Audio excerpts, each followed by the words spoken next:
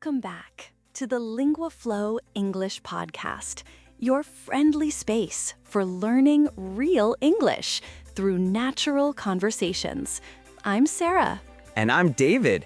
Today, we're talking about something that touches every single one of us. It's about starting over, beginning again. That moment when life doesn't go the way you planned, and you have to find the strength to rebuild. Yes, because at some point, we all face it. A dream that crumbles, a relationship that ends, a job that disappears, a version of ourselves that we thought we'd be but never became. But here's what we want to talk about today. That blankness, that heaviness, it's not the end. It's a doorway. A doorway that only opens when you're brave enough to walk through it. So today, no pressure, no guilt, just two people sharing thoughts about resilience, about hope, and about the quiet power of beginning again. Take a breath, get comfortable, and let's talk. You know, I was thinking about the word beginning. What about it? We celebrate beginnings when they're fresh, when everything is exciting. The first day of school, the first date, the first step toward a new goal. The energy is high. The music is playing. It feels like a movie. Oh, yes. Like, exactly. But we don't talk enough about the other kind of beginning. The one that comes after failure, after loss, after you've been knocked down, and you have to stand up in the same place where you fell. That beginning is different. It's quieter. It's slower. It doesn't feel like a movie. It feels like a Monday morning when you don't want to open your eyes. Yes, and it's harder because you're not beginning from a place of innocence. You're beginning from a place of experience.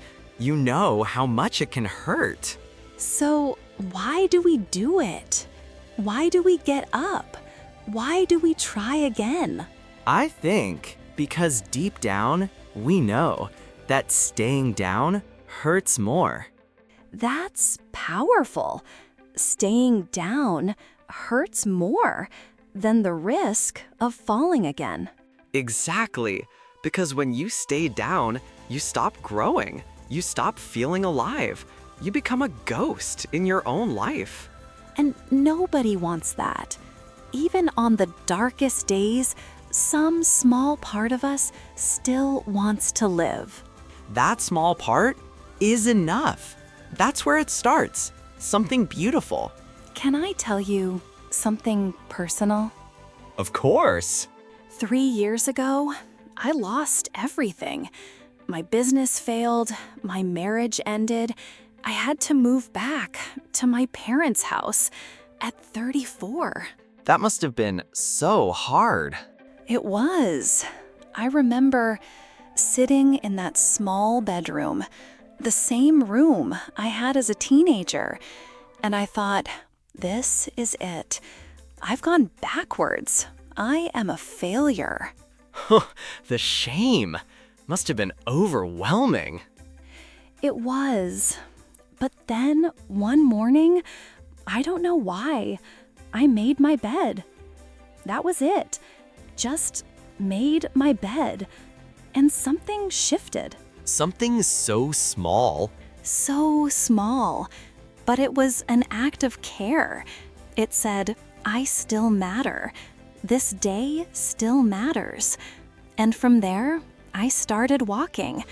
Small steps, painful steps, but forward. That is the courage we're talking about.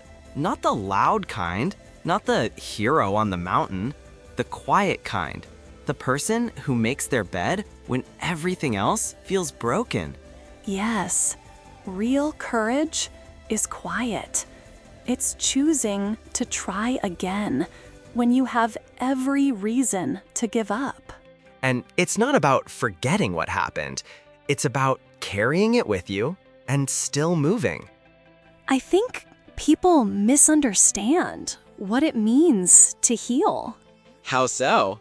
They think healing means the pain disappears, that one day you wake up and you're fine. But that's not how it works. No, healing is learning to live with the pain, not letting it control you, but not pretending it's not there. Exactly.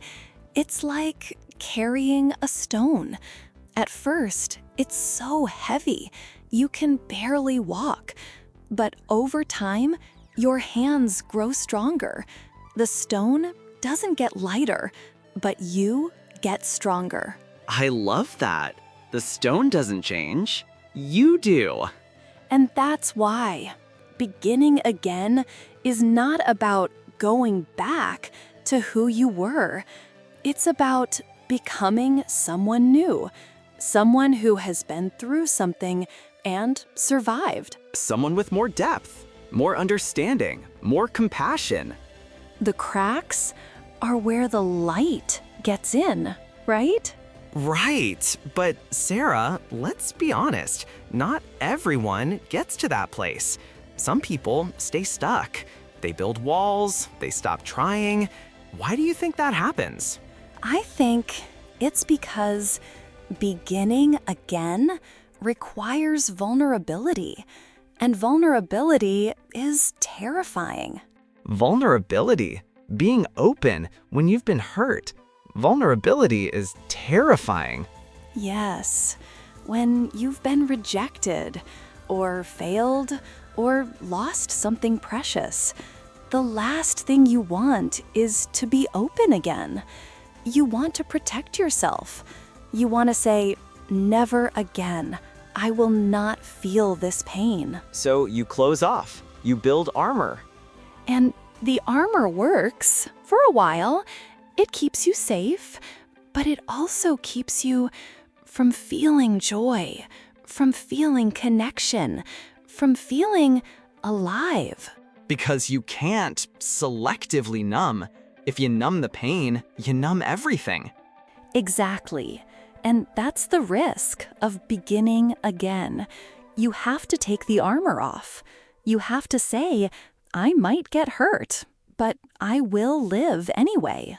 That is maybe the bravest thing a person can say. It is. And it's not a one-time decision. You have to say it every morning, every time you feel afraid, every time you want to hide. So, how do we do it? How do we stay open when life has shown us how much it can hurt? I think we do it together. We don't do it alone. One of the biggest lies we tell ourselves is that we have to be strong alone. Don't show weakness. Don't ask for help. Handle it yourself. Yes, but real strength is knowing when to reach out, when to say, I'm not okay, I need someone. And finding someone who will sit with you in the dark, not try to fix you, not give you advice, just be there. Exactly. The most healing thing in the world is to be seen, to have someone look at your mess and say, you're still worthy, you're still loved. That kind of presence changes everything.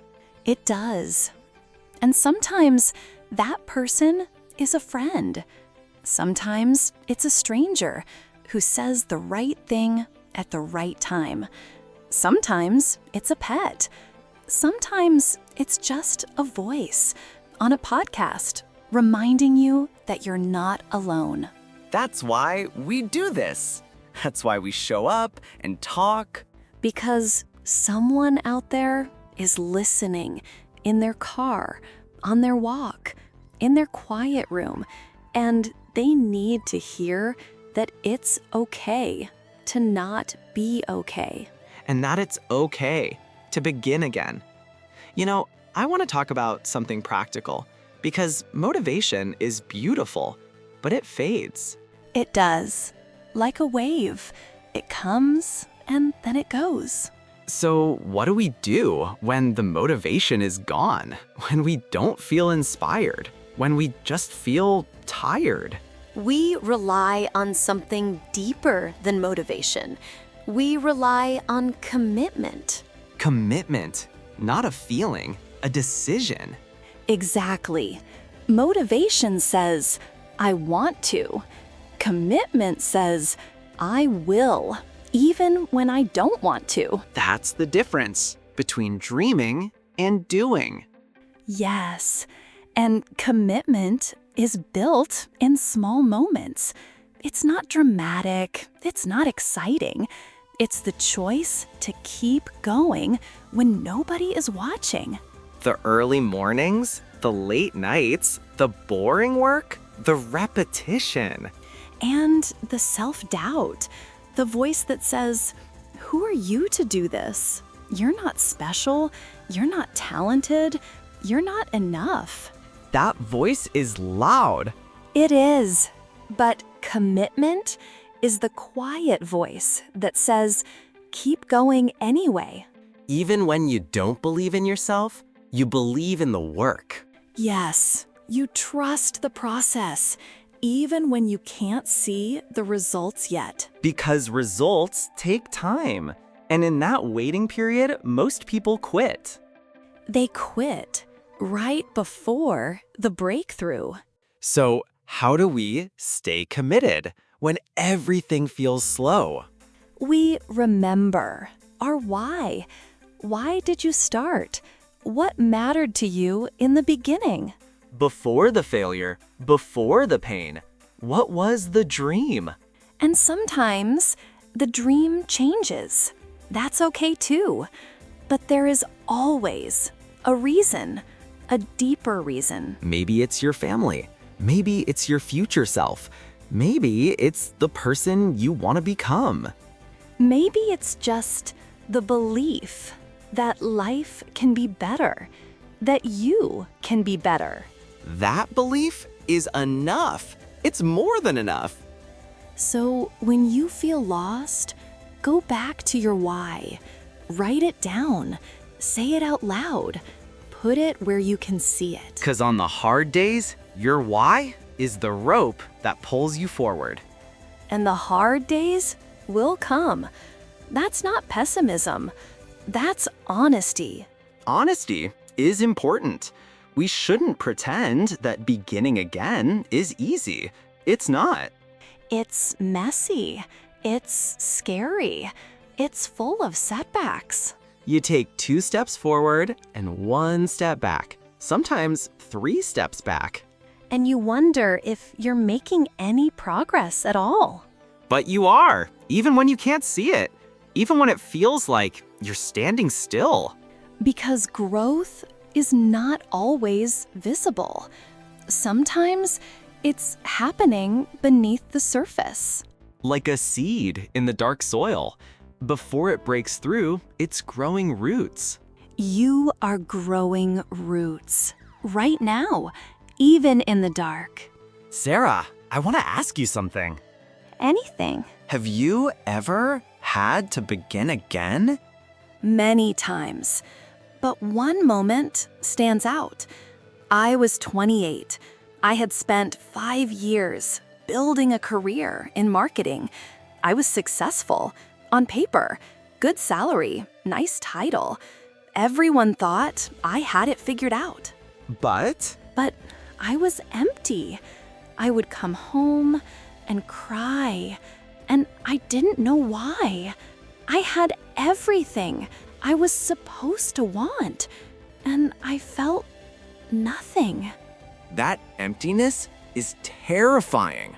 It is, because you can't name it. You can't fix it. You just feel lost. So, what did you do? I quit. I walked away from everything. Everyone thought I was crazy. My parents, my friends, even me sometimes. The fear must have been intense. It was, but the fear of staying was bigger. The fear of waking up at 50 and realizing I never lived. So you began again. From zero. I had no plan, no money saved, no idea what I wanted. Just a feeling that there had to be more. And now, looking back, well, for one, being a free spirit did have a price. I ended up cash poor. And I turned out to not be very good at building those reserves. So once I got $100 in my pocket, I wanted everything. Total joyride.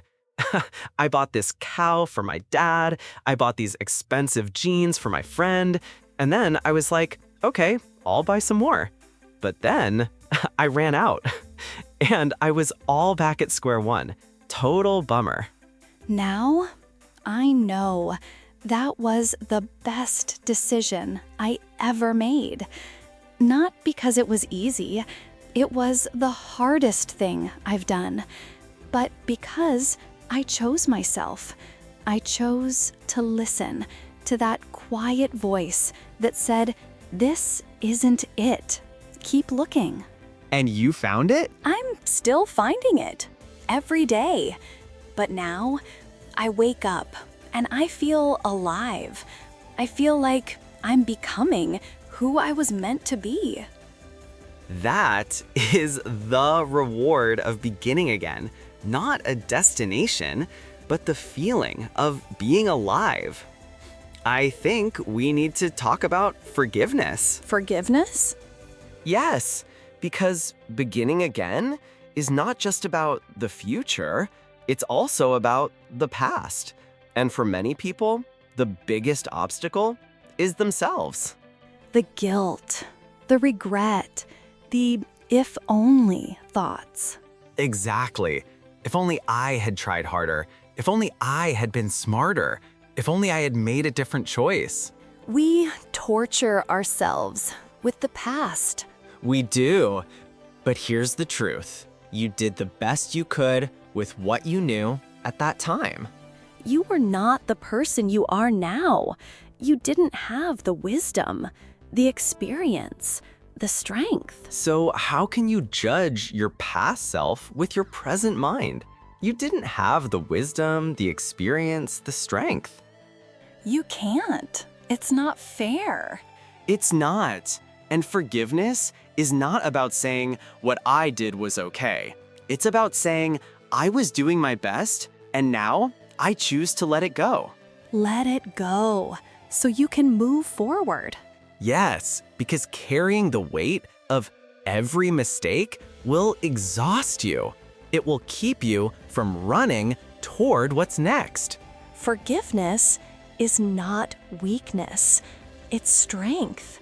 It's the decision to stop fighting yourself. And to start fighting for yourself. That distinction is everything. Let's talk about fear of success. Fear of success? Most people talk about fear of failure. Yes, but fear of success is real too, and it's sneaky. How does it show up? It shows up when things start going well and you self-sabotage. You procrastinate, you find excuses, you push away good things. Because deep down, success feels unfamiliar. It feels unsafe. Exactly. We get comfortable in our struggles. They become part of our identity. I'm the person who has bad luck. I'm the person who never catches a break. And if that changes, who are we? That's the fear. Success means becoming someone new, and that new person is unknown. So we hold ourselves back. We do. But beginning again means embracing the unknown. It means saying, I am willing to become someone I don't recognize yet. That takes so much trust. It does. Trust that you will be okay. Trust that you deserve good things. Trust that the world will not punish you for being happy.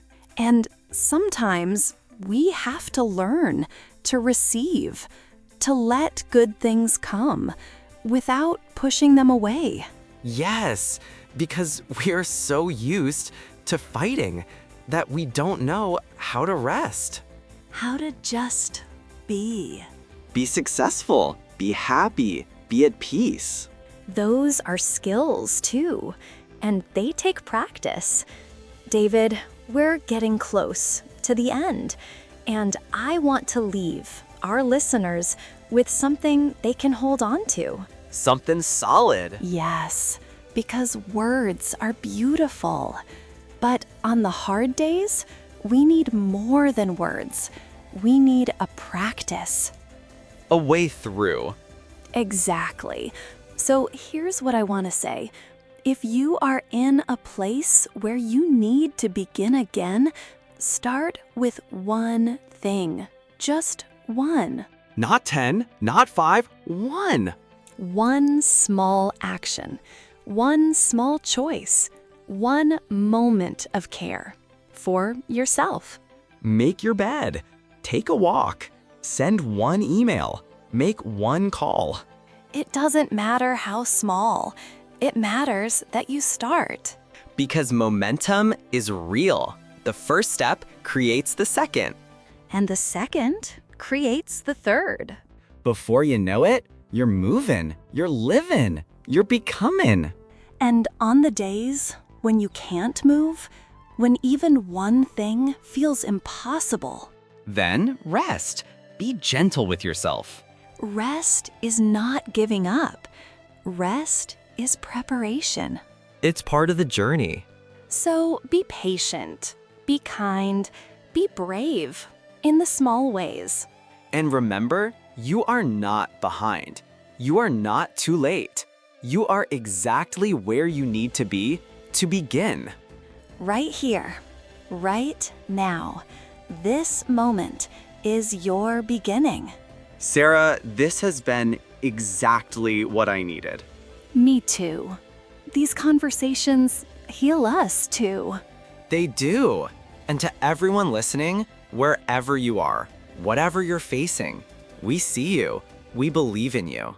You have survived everything life has thrown at you, and you will survive this too.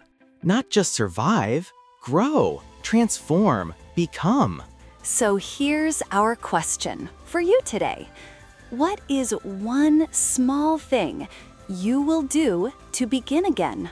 Not tomorrow, today. Write it down, say it out loud, and then do it. The world needs the person you are becoming. This is Sarah.